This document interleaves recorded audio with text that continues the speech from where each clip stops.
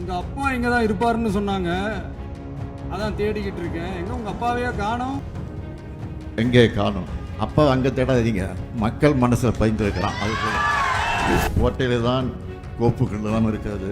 ஆக அந்த கோப்புகளை எடுத்து பாருங்க, அதில் கையெழுத்து போட்டுருக்கேன். மு.க.ஸ்டாலின் மகளிருக்கு கலைஞர் உரிமை தொகையாக மாதம் 1000 ரூபாய் வழங்கப்படும் கையெழுத்து போட்டிருக்கோம். அங்கே ஸ்டாலின் இருப்பான். புதுமை பெண் திட்டத்தின் மூலமாக மாதம் 1000 ரூபாய் வழங்கப்படும் என்ற அந்த கோப்பை பாருங்க, அதுலேயும் மு.க.ஸ்டாலின் கையெழுத்து போட்டிருப்பான். தமிழ் புதல்வன் திட்டம் 1000 ரூபாய், அதில் ஸ்டாலின் இருப்பான்.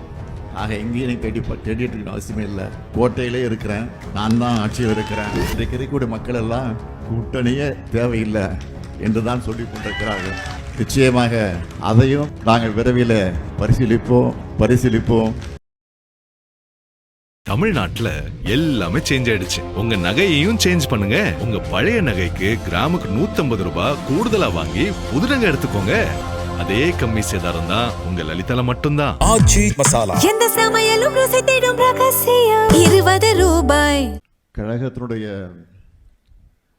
விவசாய அணியினுடைய தொழிலாளர் அணியின் செயலாளராக தலைவராக பொறுப்பேற்றிருக்கக்கூடிய நம்முடைய அருமை சகோதரர் மதிவாணன் அவருடைய இல்லத்தில் அவருடைய இளைய மகன் கதிரவன் மௌனிகா அவர்களுக்கும்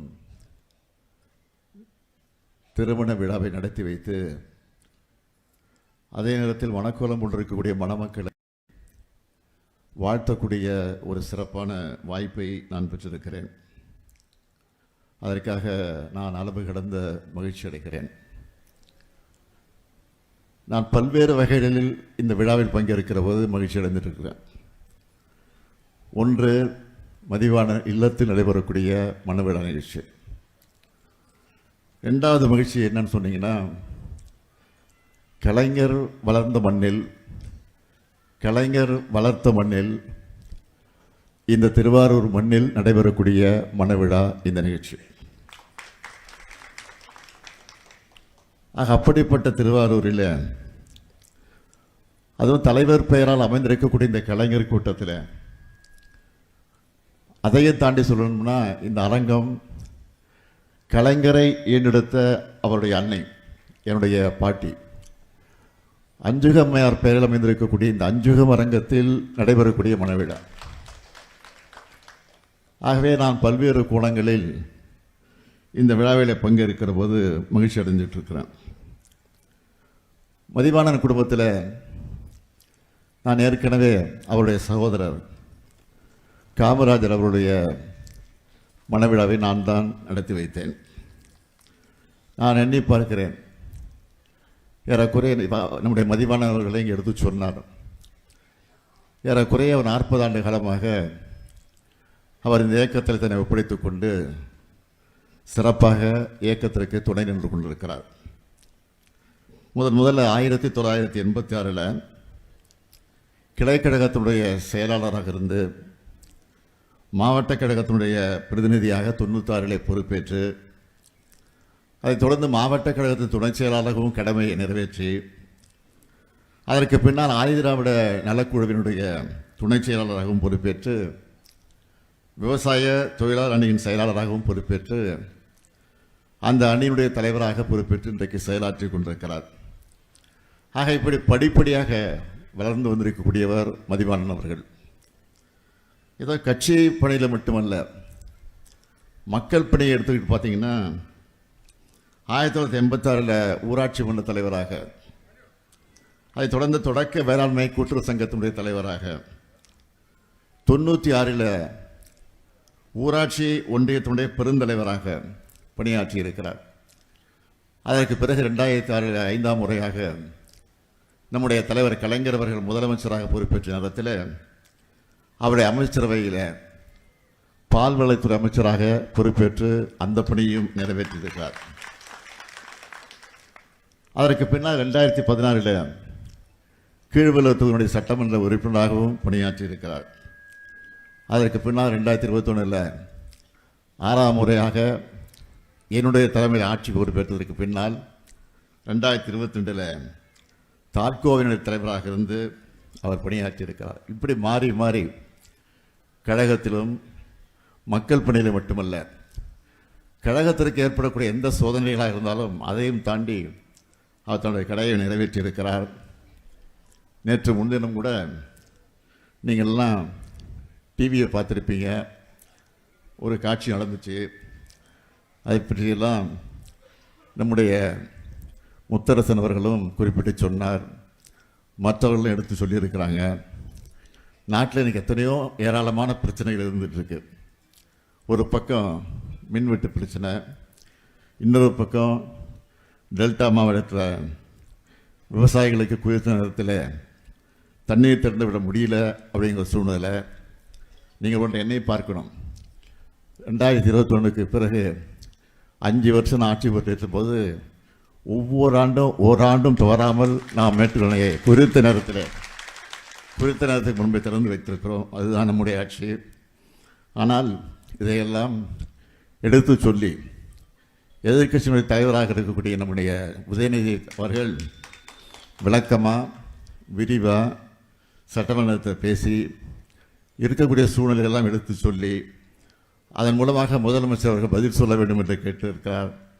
ஆனால் சட்டமன்றத்தில் முதலமைச்சராக இருக்கக்கூடிய என்ன பதில் சொன்னார்? எங்கே காணோம், உங்கள் அப்பாவை காணோம், இதை சொல்லியிருக்கிறார். அப்பா அங்கே தேடாதீங்க, மக்கள் மனசில் பதிந்திருக்கிறான். அது போல